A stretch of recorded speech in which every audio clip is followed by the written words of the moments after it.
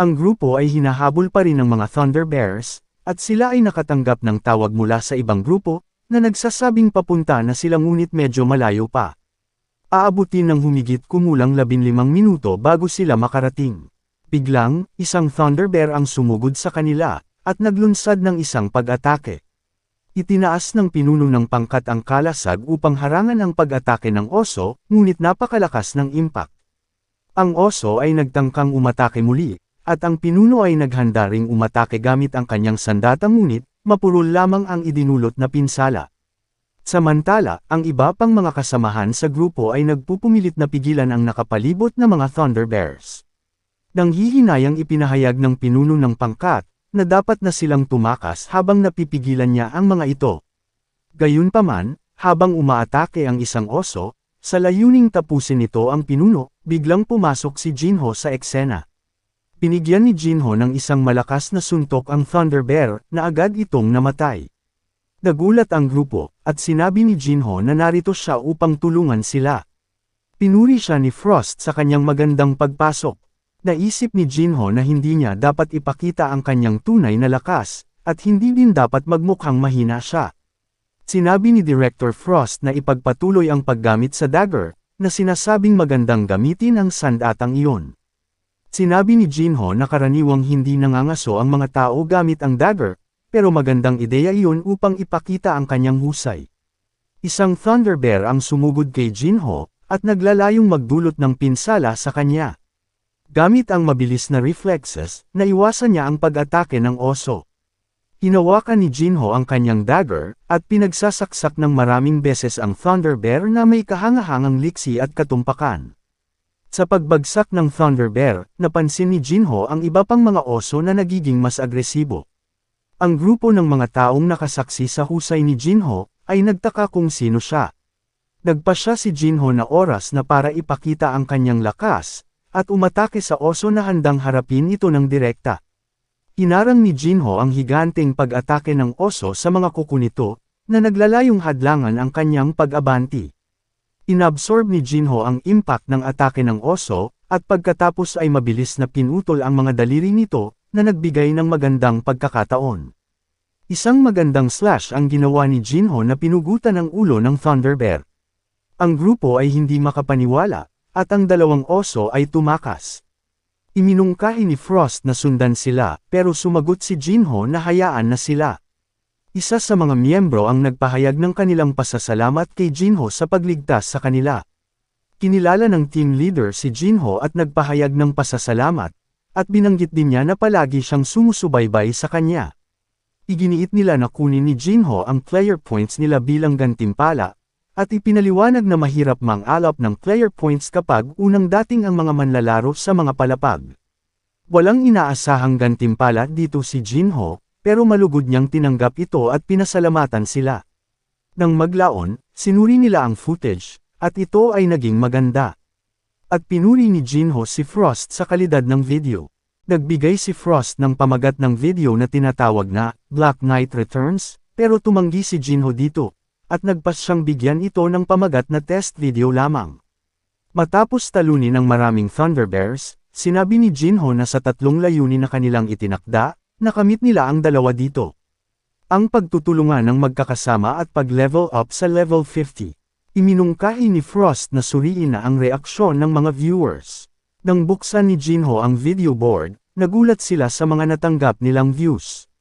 Nahigit pa ito sa inaakala nila. Sinuri pa nila ito ni Jinho, at nalamang nakakuha sila ng malaking halaga ng player points. Natuwa si Frost sa kinalabasan. Sinuri nila ang mga komento, at nakita ang mga talakayan tungkol sa level at kakayahan ni Jinho. Maraming positibong komento kasama na rin ang ilang negatibo. Ang ilang mga tao ay nagtatalo dahil hindi hinabol ni Jinho ang dalawang oso at binansagan siya bilang isang baguhan.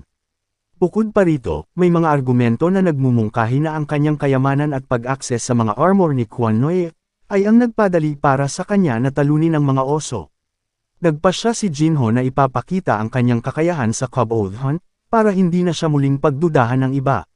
Napanood ni Yuna at ng kanyang secretary ang video, at nakita itong kahanga-hanga. Naiintindihan nila kung bakit siya pinili ni Spectre bilang kanyang proxy. Pinag-isipan ni Yuna kung sinanay ba ni Spectre si Jinho. Nang magtanong ang secretary kung bakit niya iyon naisip, itinuro niya na ang paraan ng paghawak ni Jinho sa dagger ay katulad ng kay Spectre. Gayunpaman, sinabi din ni Yuna na kung natuto si Jinho mula kay Spectre, natuto dapat sana siya ng espada kaysa sa paggamit ng dagger. Sa Fiend Association, si Nazed Halo ay nakaupo sa kanyang trono. Lumitaw ang isa sa kanyang subordinate, at ipinaalam ang kinaroroonan ni Jinho. Inutusan ni Nazed Halo ang kanyang subordinate na bantayan si Jinho, at gumawa ng hakbang kapag nasa tamang oras na. Bukod pa rito, ipinaalam kay Nazed Halo na ang mga galaw ni Jinho sa video ay kahanga-hanga, at ang pagpapadala ng level 90 na Fiend ay magiging sapat. Sinabi ni Nazed Halo na magdala ng 2 halimaw kasama niya, na may kabuuang 4 na halimaw sila sa kabuuan. Pinanggit ni Nazed na nakaligtas si Jinho sa 3 krisis, at isa sa mga ito ay ang isa sa kanyang superior na si Calciner, na nagtulak sa kanya upang maghiganti. Sinabi ni Nazed na kung makakaligtas si Jinho sa enkwentro na ito, gagawin niya ang mga bagay sa kanyang sariling mga kamay. Sa frontier, handa na si Jinho na lumahok sa Kobold Hunt. Nakarating siya sa lokasyon kung saan inorganisa ang event ng Pangangaso. Pinag-uusapan ng mga tao ang kanilang mga kakayahan at gantimpala. Nang makita si Jinho, nagsimula silang magtalakay sa kanya, na nakilala siya mula sa kanyang dagger video. Napaisip si Jinho na napakaraming manlalaro at adventurer ang kasali.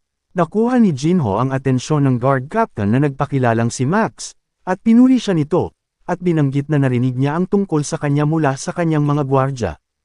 Hiniling niya kay Jinho na sundan siya para makilala ang commander.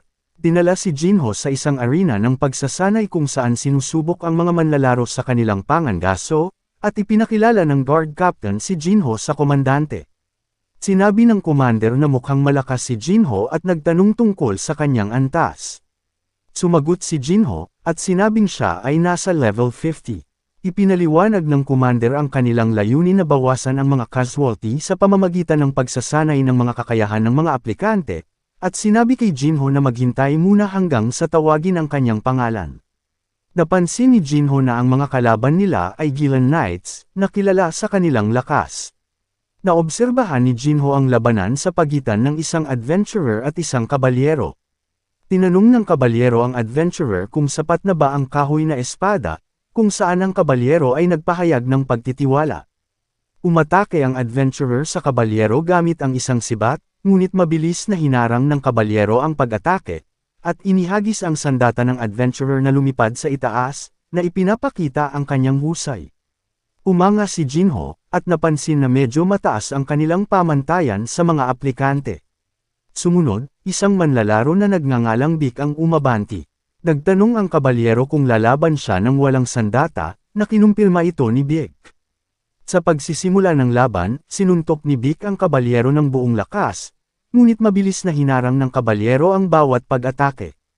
Sa kasagsagan ng laban, napag-usapan ng mga manlalaro na nakikipagduelo si Vic 16 na taon na ang nakakaraan, ngunit hindi gaanong nagpapakita ng improvement. Siya ay sikat sa pagiging walang talento sa kabila ng kanyang pagsasanay. Ipinagpapatuloy lang niya ang kanyang pagsasanay upang maging mas malakas, dahil ang kanyang pamilya ay pinatay ng mga Fiend, dahilan upang mapansin ni Jinho ang ilang potensyal sa kanya. Kahit paulit-ulit na natutamba at binubugbog, bumabangon pa rin si Vic. Naghanda siya ulit ng isa pang pag-atake, ngunit ang commander ay namagitan, na nagsasabi na hindi niya kailangang ipilit ang kanyang sarili ng ganoon sa panahong ito ng pagsusulit sa kasanayan. Pinalaan siya ng komandante na hindi magiging madali ang pangangaso at maaari siyang mamatay. Gayunpaman, sinagot ito ni Vic na wala siyang pakialam. Nang makita ang katigasan ng ulo ni Vic, pumayag ang commander na isama siya sa pangangaso. Napaisip si Jinho at naalala si Gilberto kay Vic. Matapos mawala ang kanyang asawa, naging hunter si Gilberto upang protektahan ang kanyang anak. Sa kabila ng pagkakaroon ng D-rank skill, naging isa si Gilberto sa 5 bayani. At sinabi ni Jinho na mas talented nga lang si Gilberto kaysa kay Vic. Sumunod na ngayon ay si Jinho. Nakilala siya ni Vic mula sa video ng Thunderbear. Nang makatapak si Jinho sa loob ng arena, agad na inihampas ng kabalyero ang espada sa kanya, ngunit mabilis itong naiwasan ni Jinho. Mabilis na nag-react si Jinho, hinawakan niya ang leeg ng knight at inihampas ito sa sahig. Mabilis na itinigil ng commander ang laban at inihayag ang resulta. Inimbitahan niya si Jinho sa pangangaso pagkatapos ng 3 araw. Kinabukasan, natutulog si Frost sa bago niyang kama. Ginising siya ni Jinho at tinanong kung nagustuhan niya ang bago niyang bahay. Sumagot si Frost na ito ay mabuti. Samantala, si Jinho ay naghahanap ng mga balitang may kinalaman kay Vic. Natagpuan niya ang mga talakayan tungkol sa mga fiend na pumatay sa kanyang pamilya, at sa kanyang inaakalang kawalan niya ng talento.